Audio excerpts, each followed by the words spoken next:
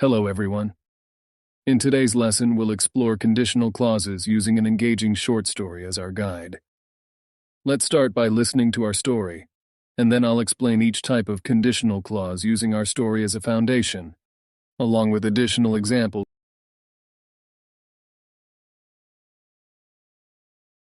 The day it rained a lot. In a small town called Meadowville, the weather was usually expected. People in the town knew that when it rained, it could rain a lot. One sunny morning, something strange happened. People often said, "When it rains in Meadowville, it pours." and it did. Rain started to fall, and everyone hurried to find shelter. A girl named Lisa looked up at the dark sky and told her mom, "If it keeps raining, maybe we will cancel our picnic." In the schoolyard, the principal of the local school, Mr. Johnson, tried to stay positive. He said to his students, "If I could control the weather, I would pick a different day for our trip." Back in town, inside their car, Mr. and Mrs. Anderson, an older couple, talked about a trip they didn't take. Mr. Anderson said, "If we had gone to the Caribbean last week, we wouldn't be stuck in the rain now." Mrs. Anderson sighed. If we had taken that trip to the Caribbean last week, we might not be feeling so disappointed right now. As the day went on, the rain got heavier, and some parts of the town had water everywhere. Even though the weather was strange, the people in Meadowville helped each other. They decided to have an indoor picnic, sang songs, and told stories. They made the rainy day fun. The day was full of surprises, and the people in Meadowville showed how they could be happy even when things didn't go as planned.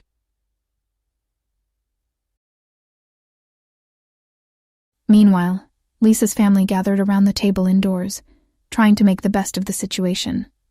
Lisa's dad said, "If it hadn't been raining so much, we would have had our picnic by the river." In the evening, the rain stopped, and a beautiful rainbow appeared in the sky. Everyone gathered to look at it.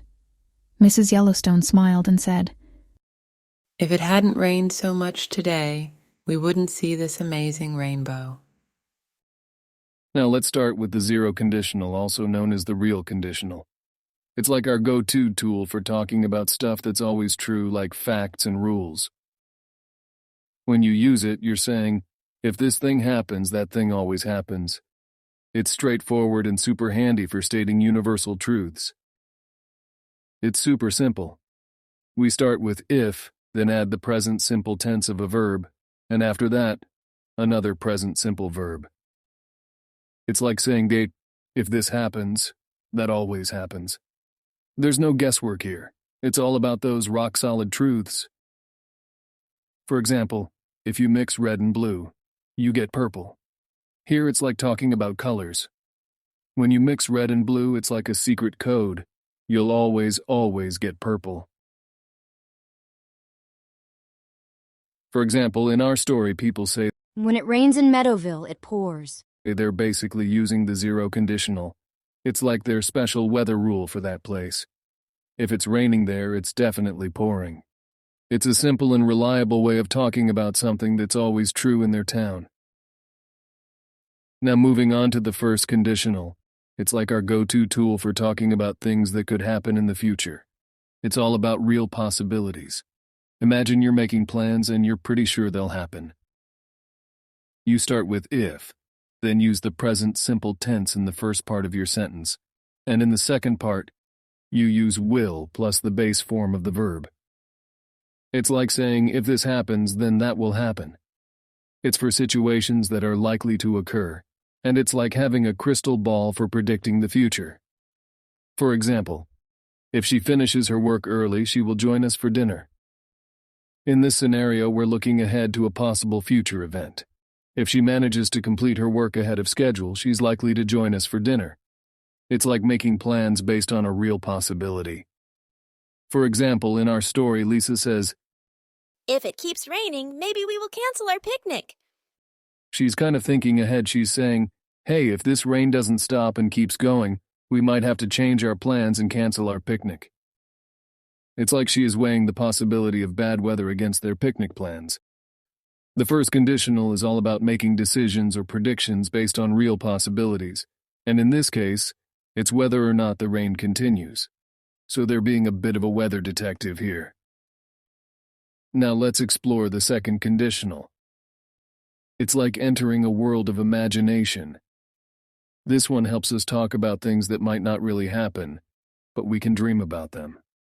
Picture yourself dreaming big or imagining different scenarios. You start with if, then use the past simple tense in the first part of your sentence. And in the second part, you use would plus the base form of the verb. It's like saying, if this happened, then that would happen. It's fantastic for daydreaming about what could be in an unreal world. For example, if I could fly, I would visit all my friends in different countries. Here you're imagining that you have the superpower of flight, even though it's just a fun idea. So you say, if I could fly, which is impossible, but let's pretend, I would visit all my friends in different countries. It's like taking a journey in your imagination and talking about what you'd do with the special ability. Another example is that, if I had more free time, I would learn to play the guitar. Imagine you're thinking about learning to play the guitar, but right now you're really busy. So you say, if I had more free time, which is a bit tricky at the moment, I would learn to play the guitar. It's like expressing a desire or goal that you'd pursue if your circumstances were different. For example, in our story, Mr. Johnson says, If I could control the weather, I would pick a different day for our trip. Mr. Johnson really wanted to have a perfect, sunny day for their trip, but unfortunately it turned out to be a rainy day. He's using the second conditional to talk about a scenario that's impossible to control the weather. So, he's saying, if I had the magical ability to change the weather, I would have chosen a different day for our trip. In other words, he's expressing that if he could have made it sunny, he would have done so to make their outing more enjoyable. It's like wishing he had the power to change the circumstances to have a better day for their trip. Now we're going to dive into the third conditional. And this one is like taking a trip back in time to imagine how things could have been different. It's all about reflecting on the past and thinking about what might have happened if things had turned out differently. You start with if, just like in the other conditionals, but here you use the past perfect tense in the first part of your sentence. This past perfect tense suggests that the condition you're talking about didn't actually happen in the past. Then in the second part, you use would have plus the past participle of the verb. It's like saying, if this had happened, then that would have happened. So when you use the third conditional, you're essentially creating alternate versions of the past, exploring how different choices or events might have led to different outcomes. It's like being a time traveler in your thoughts, reflecting on what could have been. For example, if they had visited Italy last summer, they would have explored ancient ruins. Imagine they didn't visit Italy last summer, but they're thinking about what they might have done if they had. So, they're saying, if they had visited Italy last summer, which they didn't, they would have explored ancient ruins, but they didn't get the chance. It's like reflecting on missed opportunities in the past. Now let's talk about mixed conditionals. They're a bit like time travelers because they let us connect things that happened in the past with what's happening now, or might happen in the future. There are two main types. One where we talk about something in the past that affects the present or future, and another where we talk about something happening now that could have affected the past. Let's start with the first one, where the past affects the present or future. We start with if and use the past perfect tense, that's like a past before past tense, and then add would, and the base form of the verb.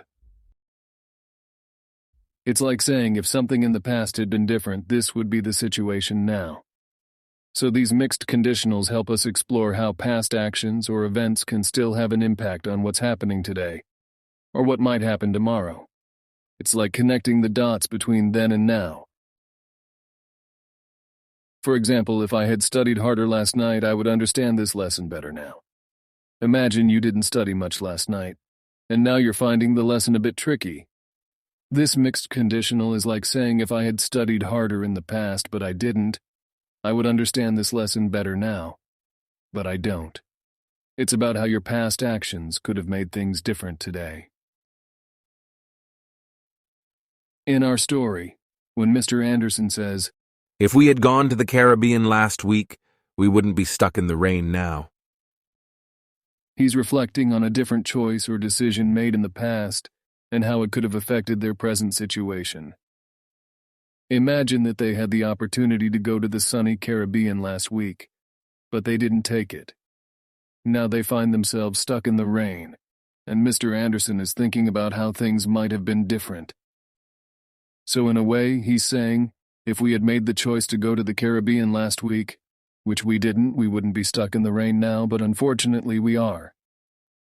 It's a way of considering how different past decisions led to a more desirable outcome in their present circumstances. It's like a bit of what-if thinking about their past choices. In our story, when Mrs. Anderson says, If we had taken that trip to the Caribbean last week, we might not be feeling so disappointed right now. she's expressing a sense of regret about a past decision and how it's affecting their current emotions. Imagine they had the opportunity to go to the sunny Caribbean last week, but they chose not to go for some reason. Now they find themselves feeling disappointed because the weather isn't great where they are. Mrs. Anderson is using the mixed conditional here. She's saying, if we had made a different choice in the past, to go on the trip, we might not be feeling disappointed right now in the present. It's like she's thinking about how their past decision could have led to a different, happier present. It's a way of expressing the idea that their disappointment is linked to the choice they made last week. Let's break down the second type of mixed conditional simply. Okay, imagine you have a time machine for your sentences, and you can mix up past and present events like a puzzle. This type is like looking at the past from a different angle. In this case, we start with if and use the past simple tense, which talks about things in the past, and then we add would have and the past participle, which is just a fancy way of saying the past form of the verb. So you're kind of saying, if something in the past had been different, this would be the situation in the present. It's a way to talk about how something in the past might have changed your present circumstances. These mixed conditionals are like a secret code to talk about regrets, or what could have happened if things had gone differently in the past or even in the present. They're like little time machines for words. For example, if I didn't have so much work to do today, I would have gone to the party last night. Imagine you had a lot of work to do today, so you couldn't go to a fun party last night. Now you're talking about what could have happened if your day had been different. So you're saying, if I didn't have so much work to do today, which I did, I would have gone to the party last night, but I didn't. It's like a little wish, or a way of expressing that you missed the party because of your busy day. You're connecting what happened yesterday, missing the party, to what's happening today, having lots of work using this special type of sentence. It's like looking at a different version of your day. In our story, there is another conditional clause. Can you spot it and type which type of conditional it represents in the comments? Feel free to suggest video topics in the comments below, and I'll consider creating content based on your ideas. If you enjoy it, please don't forget to hit the like button and subscribe to my channel.